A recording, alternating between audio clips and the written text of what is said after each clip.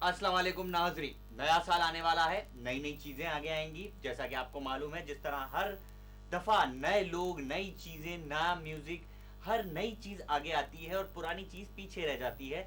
तो लोग उन नई चीज़ों का तो इंटरव्यू लेते हैं, लेकिन उन पुरानी चीज़ों का इंटरव्यू कोई नहीं लेता जिनको पीछे करके तो नई चीज़ आगे आती है। तो हमने बुलाया है एक पुराने ज़माने के मुफक्किर साहब को, जो कि मुफक्किरिज़्म की तहरीक में अर्ली 80s में गालिबन बहुत आगे आगे थे, लेकिन टीवी पे जब हम उनको देखते थे तो वो पीछे खड़े होते थे कहीं।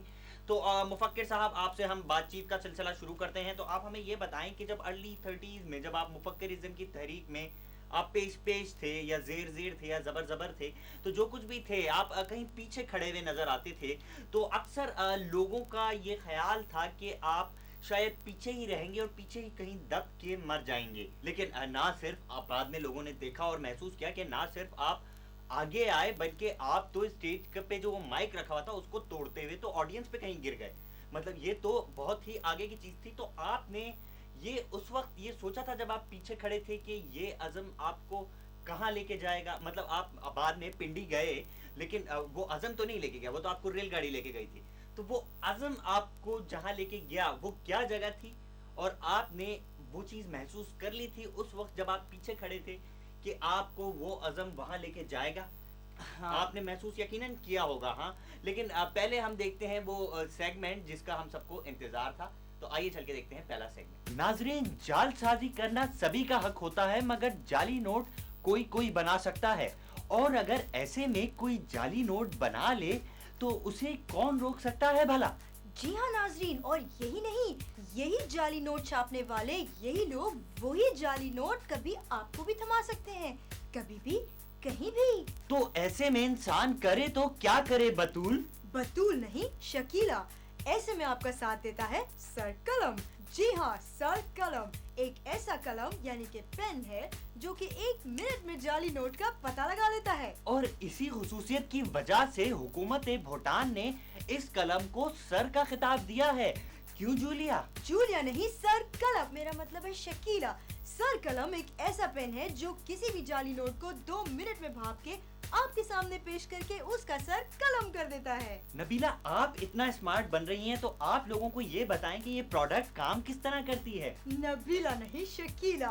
इस प्रोडक्ट की मदद से आप अंधेरे में भी जाली नोट पकड़ सकते हैं। इस पेन को नोट के करीब ले जाकर बटन दबाएं। खास कीमियाई अज्जा से तैयार की हुई बत्ती भरपूर अंदाज में जल जाएगी। फिर इसे नोट के पास लाकर 3 बार नोट पर फेरें और हर बार पर ये मंत्र पढ़ें, हर कलम सर कलम नहीं होता है फख्रे आलम। अगर ये नोट असली हुआ तो आपके सर कलम की लाइट जलती रहेगी, और अगर खुदा न खास्ता ये नोट नकली हुआ तो लाइट बुझ जाएगी। मगर एक बात याद रखें कि अगर आप कराची में रहते हैं तो ये प्रोडक्ट कभी कभी लोड शेडिंग की वजह से कराची में बुझ भी सकती है।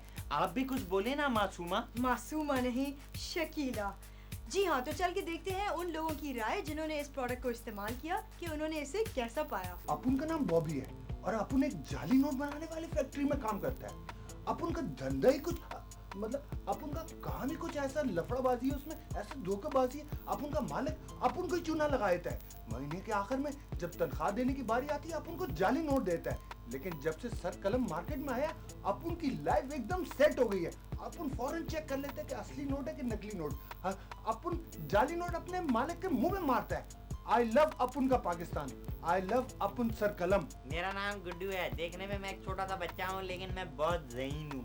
पहले मेरे अंकल टॉम मुझे हर ईदी पे जाली नोट दे देते थे जिस पे ईद मुबारक लिखा होता था। मगर जब से सर कलम आया है मैं हर नोट को अच्छी तरह चेक करके लेता हूँ। अब उनके नोट पे जश्न आज़ादी मुबारक लिखा होता है। थैंक यू सर कलम, यू आर द बेस्ट। पहले मेरे शौहर घर के खर्चे के लिए मुझे जाली नोट दे दिया करते थे, मगर अब मैं उनकी इस हरकत पे उनका सर कलम कर सकती हूँ, सर कलम की बदौलत। मेरा नाम अदाकार रफ़ी मोहम्मद शाह है। अदाकारी मेरा पेशा नहीं, मेरी मजबूरी भी है। हम अदाकार चंद मुश्किलात से दरपेश हैं। एक तो हमें पैसे वक्त पे नहीं मिलते प्रोड्यूसर से, अगर चेक गलती से मिल भी जाए तो वो जाली होते हैं। लेकिन जब से ये मार्केट में ये सर कलम आया है ये तमाम मुश्किलात हमसे दूर हो गई। अब हम चेक कर लेते हैं। जाली ये नया चेक मिला है, इसको मैं चेक कर लेता हूँ। ये भी जाली है, अच्छा माजिद बेग, आप ये बताएं कि माजिद बेग नहीं, शकीला। ये सर कलम का करामत आला सिर्फ यही की नहीं बल्कि बैनुल अक़वामी करेंसी के लिए भी करामत है। Chico, I got your money. I got the key. Give me the key. Check. Oh no, धोखा. मजबूरी. Oh.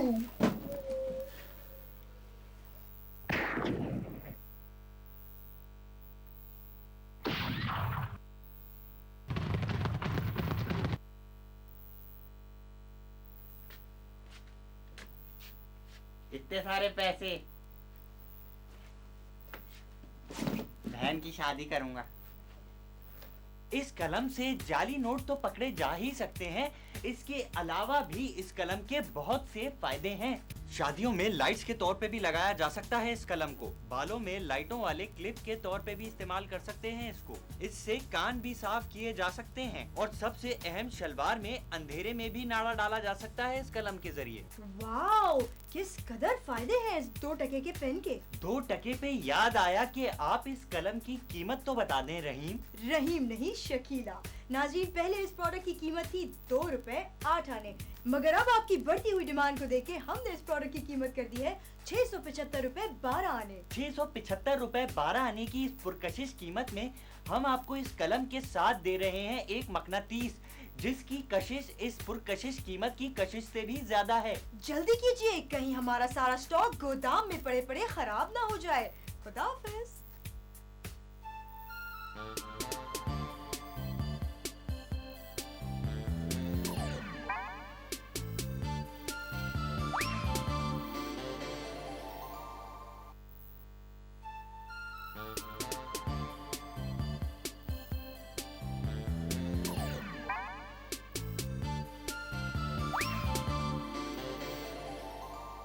मुफक्किर साहब हमारे साथ बैठे ही हैं, जैसा कि आप देख रहे हैं। खड़े क्यों नहीं हो जाते आप? नहीं बैठे रहे, मैं मजाक कर रहा था।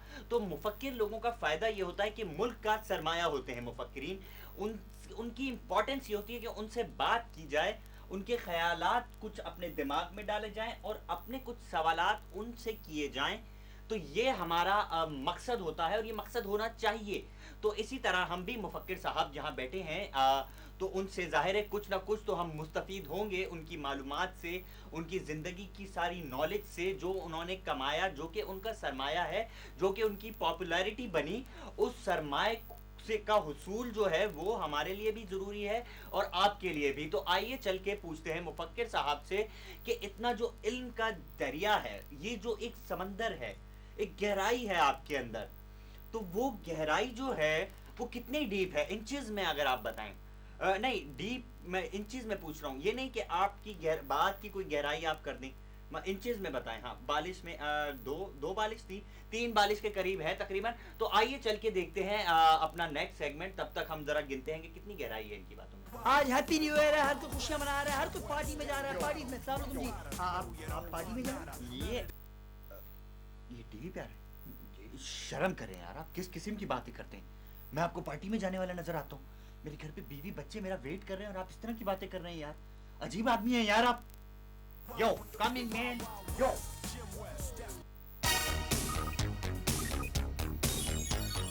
अस्सलाम वालेकुम भाई साहब, आपके प्रोग्राम उल्टा सीधा का सबसे गर्मा गर्म सेगमेंट हाथ टाकरा लिए आपका होस्ट मोहम्मद शकूर आपकी नजरों को तस्कीन देने के लिए आपके सामने हाजिर है। सबसे पहले मैं आपको एक बात बताऊं कि नाक कटाना बहुत ही रेयर होता है। लोग नाक कटा के तो अपनी पूरे खानदानों की नाक कटा देते हैं, लेकिन बाल कटाना एक आम अमल है। तो इसी हवाले से आज के प्रोग्राम में हमने जिस शख्सियत को दावत दी है वो है एक नाई। तो अस्सलाम वालेकुम नाई साहब, कैसे हैं आप? वालेकुम अस्सलाम। मैं नाई नहीं हूँ, हेयर स्टाइलिस्ट हूँ। हाँ वही। हाँ, तो नाई साहब ये बताएं कि नाई नहीं हूँ, हेयर स्टाइलिस्ट हूँ, मैंने वो कहा ना। अच्छा, तो आप अपने आप को हेयर स्टाइलिस्ट कहलवाने पे इतना इसरार कर रहे हैं, तो जरा ये बताएं कि नाई और हेयर स्टाइलिस्ट में फर्क क्या है भला? देखिए, नाई जो होता है वो मंडेज को छुट्टी करते हैं और जो हेयर स्टाइलिस्ट होते हैं वो संडेज को, यू नो। अच्छा, तो मिस्टर संडे मंडे पीर पंडे, ये आपने कोई ऐसा अच्छा फर्क नहीं बताया मुझे। तो आप कोई ऐसा फर्क बताइए जो सीधा अब्दुल शकूर के दिल में जाके ठक्का से लगे। हाँ, ठक्का से लगे। हाँ, देखिए जी, मैंने डिग्री ली है इंग्लैंड से इसी चीज की। क्या नाई बनने की? और नहीं ओ नहीं यार, मतलब हेयर स्टाइलिस्ट की। तो हेयर स्टाइलिस्ट तो नाई ही होता है कि नहीं? होता है कि नहीं? और नहीं भाई, मेरा मतलब है कि मैं तो अंग्रेजी में बात करता हूँ, जैसे कि baby you want me to cut your hair और समथिंग, यू नो। जबकि नाई होता है तो वो कहता है कि पायन फिटकड़ी लगा दूं आपको मैं। अरे तो भैया अंग्रेजी तो आजकल की फिल्मी अदाकाराएं भी बोल लेती हैं, ये तो कोई ऐसी बड़ी बात नहीं है, हैं? बड़ी बात नहीं है, हैं? देखें जी, I am more educated than a common नाई, प्लीज ये बात अपने दिमाग में डालने आप। हाँ तो भैया बाल कटवाने का एजुकेशन से क्या ताल्लुक है? क्या बाल काटते हुए तुम हिस्ट्री ऑफ चाइना भर देते हो बालों में?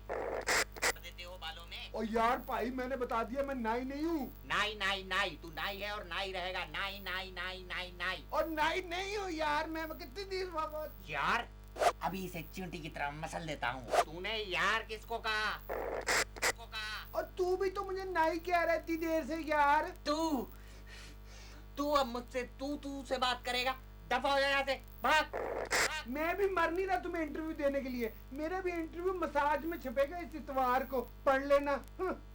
तो ये थे हमारे नाई भाई। और नाई नहीं हूँ, हेयर स्टाइलिस्ट। वही हेयर स्टाइलिस्ट है आप, नाई हेयर स्टाइलिस्ट। और अब आखिर में आखिरी बात, बाल कटाएं, नाई से कटाएं या हेयर स्टाइलिस्ट से कटाएं, मगर ज्यादा पैसे देके अपनी नाक ना कटाएं। खुदा हाफिज।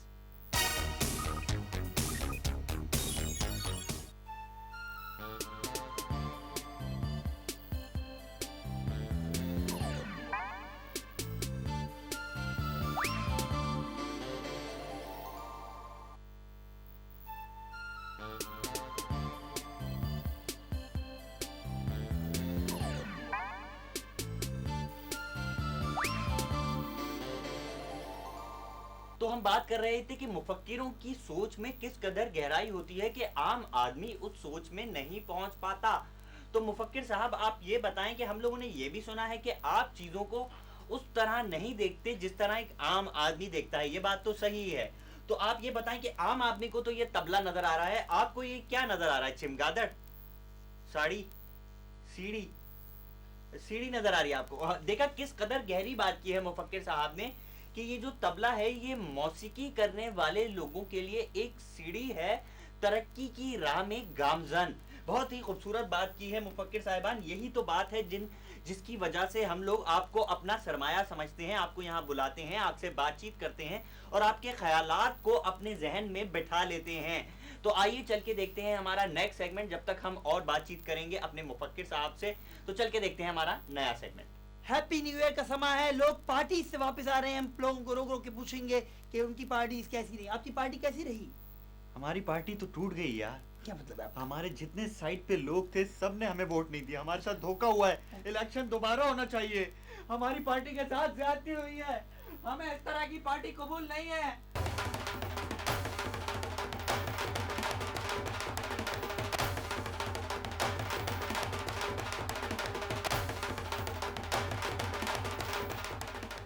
अस्सलाम वालेकुम नाजरीन, बर्बादी ऑफ लाइफ के एक और खूबसूरत एपिसोड के साथ आपकी खिदमत में हाजिर हैं मैं चाचा जी। और ये ले आमना एक दफा फिर मुंह दर मुंह है आपके साथ। आमना, मुझे अच्छी तरह याद है कि कतर से वापसी पर मुझे मिले कुतुबुद्दीन साहब। जी हाँ चाचा जी, आपने बिल्कुल ठीक फरमाया कि बर्बादी ऑफ लाइफ के एक और खूबसूरत और शानदार एपिसोड के साथ एक बार फिर हम आपकी खिदमत में हाजिर हैं। तो जब मुझे कुतुबुद्दीन साहब मिले कतर में तो मैंने उनको कहा कि उन्होंने बल्कि मुझे कहा कि भाई हम आपका प्रोग्राम बड़े शौक से देखते हैं और हमारे दिल को बहुत जचता है, तो देख के मूड बना तो हमारी शादी ही करवा दें। तो मैंने कहा कि कुतुबुद्दीन साहब माशाल्लाह इतनी मनहूस शक्ल है आपकी, और मतलब अगर मेरी शादी नहीं हुई तो आपकी भला कैसे हो सकती है। तो उनकी शक्ल मायूसी से लटक गई और मतलब उनकी वो बर्बाद हो गए और उन्होंने 72वीं मंजिल से जाके ना तो छलांग मार दी। बाद में एक नोट निकला उनकी कमीज में से कि ये मेरी मौत के जिम्मेदार आप हैं, और पता नहीं फिर कतर मेरा नाज़रीन, चक्कर आप हमें लगा अक्सर कतर खत में। लिखते रहते हैं और उन खतूत में आप हमेशा ये कहते हैं कि प्लीज़ मुझे कोई अच्छी सी लड़की ढूंढ दें या फिर प्लीज़ मुझे कोई अच्छा सा लड़का ढूंढ दें। जी। तो हम आपसे इस पे यही कहेंगे कि ढूंढ रहे हैं, सब्र सब्र। हाँ, आमना मुझे याद है बहरीन से मेरे सफरनामे में मैंने एक दफा लिखा था। जी, हमारे कैंडिडेट आज के, उनसे हम मिलते हैं, बाबू साहब। अबे वो मोहल्ले वालों, अब बाबू को पुलिस पकड़ के ले गई चौथी दफा। मामा मेरा नाम रेहान बाबू है। प्यार से लोग मुझे बाबू कहते हैं और खार से रेहान। मैं एक प्राइवेट फर्म में मोची का काम करता हूँ। आपने मेरा घर तो देख ही लिया होगा। वैसे एक बात बताऊँ, ये मेरा घर नहीं है, मैं पड़ोसी के घर में घुसा हूँ। बाबू मेरा भाई है। हम कुल 12 बहन भाई हैं, जिसमें से बाबू 28वें नंबर पे है। बाबू मेरा भाई है। हम दोनों की शक्लें और कपड़े तो आपस में नहीं मिलते, लेकिन आदतें वो भी नहीं मिलती जी। वो एक नेक, शरीफ, तमीज़दार, बड़ों का अदब करने वाला, मुहज़्ज़ब किस्म का बदमाश है। बाबू मेरा पड़ोसी है। बुराई किसी को बताकर नहीं आती, इसलिए बाबू मेरा किराएदार भी है। बाबू को मैं बचपन से ही जानता हूँ। बहुत अच्छा लड़का है। गली के कोने पे खड़ा होके कभी कभी सिगरेट पी लेता है, लेकिन दिल का बहुत अच्छा है। बाबू के दोस्त लड़कियों को आवाज़ें मारते हैं, जिसका इल्ज़ाम बाबू पे आता है। वैसे बाबू खुद कभी लड़कियों को कोई आवाज़ नहीं मारता। इसके अलावा बाबू की एक खुसूसियत ये है, जो कि मुझे भी बहुत पसंद है, कि बाबू दिल का बहुत अच्छा है। वो हर लड़की को दिल दे बैठता है। इसके अलावा जो है, बाबू को जुए से शुरू से ही नफरत थी, मगर जब से वो अपना घर, कारोबार, ज़मीन सब कुछ जुए में हारा है, उसकी नफरत और भी बढ़ गई है। और मैं बाबू का पड़ोसी कम मालिक मकान। मैं 9 भाइयों की इकलौती बहन हूँ, लेकिन उन सारे भाइयों में से बाबू मेरा सबसे स्पेशल ख्याल रखता है। अरे बाबू, अशरफ साहब के घर में वही आई है, वही वाली।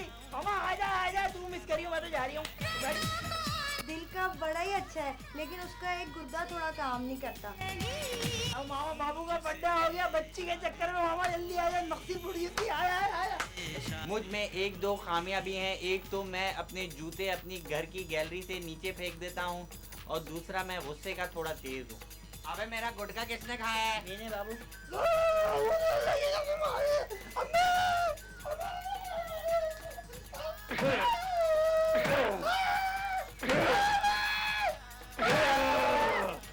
बाबू मेरा मार लिया। अरे बाबू, बाबू, बाबू मेरा मार लिया। बाबू मैं मर रहा हूँ। बाबू, बाबू, बाबू खुद तो बर्बादी ऑफ लैब में आ गया, मगर मेरी शादी की उसको कोई परवाह नहीं है। तो बाबू साहब हमारे शो में आज मौजूद हैं। बाबू साहब ये बताएं कि आप हमारे ही शो में क्यों आए हैं, कहीं और क्यों नहीं गए? जिस तरह आप कोई दही लेने चले जाते। मेरी मर्जी। ये तो बड़ी खूबसूरत बात की आपने। अच्छा, आप ये बताएं कि आपको किस किस्म की लड़की की जरूरत है? सच सच बताऊं, आप जैसी। भाई सच बताएं ना, मजाक ना करें। बस जी, लड़की किफ़ायत शुआर हो, सलीका शुआर हो, ताकि मैं उसे जलीलो ख्वार कर सकूं। और घर गृहस्थी जानती हो, घर गृहस्थी की चैंप हो, मोटरसाइकिल की देखभाल कर सके, और सबसे अहम चीज़ ये कि ऊंची एड़ी की सैंडल पहन के ना तो दौड़ सकती हो। बहुत खूब, बहुत खूब। हमारी दुआ है कि आपको ऐसी ही लड़की मिले जैसी आप चाह रहे हैं। अभी लेकिन आपने इंटरव्यू में हमें बताया था कि आपको गुस्सा बहुत आता है, तो आप थोड़ा सा हमें गुस्सा तो करके दिखाएं। जी हाँ, गुस्सा करके दिखाऊं? क्या कर रहा है बे? क्या कर रहा है? खराब करेगा? चल यहाँ से भाग। ऐसे मुझे बहुत जोर से गुस्सा आता है। अरे गुस्सा थूक दें बाबू साहब। कोई अच्छा सा जोक सुनाइए ना फिर। उस्ताद शागिर्द से कि चांद दूर है कि सूरज? नहीं। उस्ताद शागिर्द से कि लाहौर दूर है कि चांद? नहीं नहीं। उस्ताद शागिर्द से कि सूरज दूर है कि लाहौर? शागिर्द सूरज नहीं, लाहौर। उस्ताद क्यों? शागिर्द क्योंकि लाहौर तो नज़र आता है, सूरज तो नज़र भी नहीं आता। नहीं, सूरज तो नज़र आता है, लाहौर तो नज़र भी नहीं आता। अच्छा जी, बहुत खुशी हुई आपसे मिलके। हमारी तो यही दुआ है कि आपको आप ही की जैसी लड़की मिल जाए। देखें जी, बद्दुआ तो ना दें। और आखिर में कोई छोटी सी बात, कतर की, या कोई वाकया बहरीन का, या कोई दास्तान हुंजा, कोई चीज आप सुनना चाहें तो मैं आपको मजीद सुना सकता हूँ।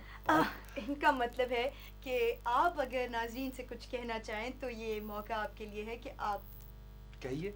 सबसे आखिर में मैं शुक्रिया अदा करूंगा बर्बादी ऑफ लाइफ का, जिन्होंने मुझे यहाँ बुलाया और आज मैं शादी करने के लिए तैयार यहाँ बैठा हूँ। Thank you. आपका बहुत शुक्रिया कि आप हमारे आज के प्रोग्राम में आए। हमारी तरफ से नाजरीन बर्बादी ऑफ लाइफ की आज की एपिसोड से खुदा हाफिज। और जाने से पहले मैं आपको आमना ये बताता चलूं कि एक दफा मस्कत में मैंने शो कर रहा था ऊँटों की नशोनुमा पे, ऊँट के ऊपर बैठ के, तो मैंने खुदा हाफिज नहीं बोला था, मैंने कहा था अहलन व सहलन। तेरी टैटर बंद नहीं होती। हैप्पी न्यू ईयर अपने अरूज पे। और अरूज जो है किसी और पार्टी में चला गया मुझे छोड़ के, और मैं जब पार्टी में गया तो उन्होंने सिर्फ कहा है कि ओनली कपल्स आर अलाउड, सिर्फ लड़कियों के साथ आप आ सकते हैं, बगैर लड़कियों के आप अंदर नहीं घुस सकते। अस्सलाम वालेकुम आंटी, कैसी हैं? आंटी किसको कहा? तुम्हारी माँ आंटी। मेरी माँ मेरी आंटी कैसे हो सकती है आंटी? हाँ, ये भी ठीक आपके घर में पार्टी हो रही है क्या? ऑफ कोर्स मेरे घर में पार्टी हो रही है। मैं आ सकता हूँ? तुम गंदी नाली के 2 रुपए की कीड़े, तुम वो सीवीओ पे जो विंग विंग करके जो मोटर बाइक से आते हो, चीप लोग। कपड़े देखो तुम्हारे, बदबू आती तुम्हारे कपड़ों से, मक्खियां बैठती होंगी ऐसे। ओह माय गॉड, तुम मेरी पार्टी में आओगे? तुम्हारी औकात है ये? अपने गिरबान में झांक के देखो। तो हम बात कर रहे थे कीमियाई अज्जा की। तो कीमियाई अज्जा भी एक तरह का मिक्सचर होते हैं। तो ये जो लफ्ज मुफक्किर है, ये किन अल्फाज का मुरक्कब है, ये आप बताना पसंद करेंगे? अच्छा, मुफक्किर पे मुझे याद आया एक चीज, बहुत अहम बात, कि मुफक्किरों के बारे में एक आम ख्याल ये है कि वो बहुत बुरे हालात में हैं। जैसा कि उनको जो स्टेटस मिलना चाहिए था वो हमारे मुल्क में नहीं दिया जा रहा, उनको वो इज्जत नहीं दी जा रही जैसे हमने इनको अपने प्रोग्राम में बुला के इज्जत दी है। ये वाली इज्जत इनको नहीं मिल रही कहीं और। ये लोग सोते हैं ईंटों पे, खाते हैं पुराना खाना खाते हैं आप। ये तो बहुत ही गलाजत की बात है, यानी कि आपका पेट खराब नहीं होता। पेट यकीनन खराब होता होगा, क्योंकि आप जाहिर है पुराना खाना खाएंगे तो पेट तो खराब होगा ना। तो मेरा आप लोगों के लिए आखिर में मैसेज यही है कि मुफक्किरों से बातचीत करें, उन्हें बोलने का मौका दें और खुद उनकी बात सुने, ताकि हम लोग आगे बढ़ सकें। इसके साथ ही हमारा प्रोग्राम खत्म होता है। खुदा हाफिज।